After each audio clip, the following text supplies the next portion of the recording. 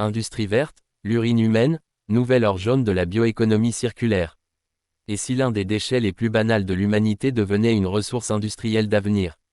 C'est le pari fou, mais sérieusement étayé que font plusieurs chercheurs internationaux, après avoir démontré qu'il est désormais possible de transformer l'urine humaine en un matériau médical de haute valeur, l'hydroxyapatite. Des scientifiques du Lawrence Berkeley National Lab, de l'Université d'Irvine, Californie, et de l'Illinois ont récemment publié une étude choc dans Nature Communication, en modifiant génétiquement une levure baptisée ostéoïste.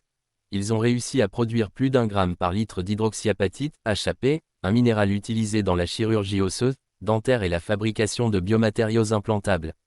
Le tout, à partir d'urine humaine, une matière première renouvelable, abondante et encore largement sous-exploitée. Ce processus permet de transformer un déchet en matière précieuse tout en réduisant la pollution de l'eau et la dépendance aux ressources minières, explique le professeur Kevin Solomon, biologiste synthétique à l'UIUC. Le processus repose sur un double mécanisme. D'abord, la levure capte et concentre les ions calcium et phosphate naturellement présents dans l'urine, ensuite elle les précipite sous forme de nanocristaux de HAP. Cette substance entre dans la composition naturelle des os et peut être utilisée dans l'impression 3D pour créer des prothèses, renforcer des matériaux de construction, ou remplacer certains plastiques non biodégradables.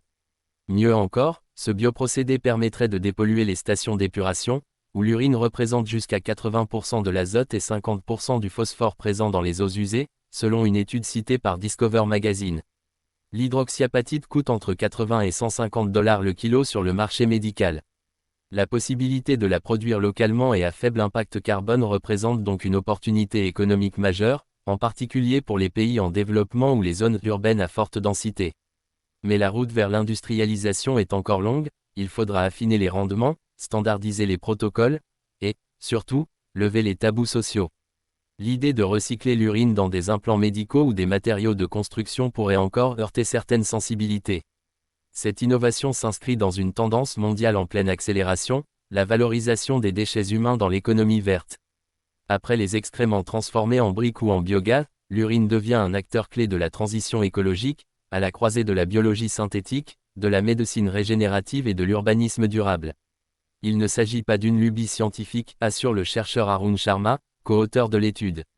C'est un changement de paradigme sur ce que nous considérons comme déchets.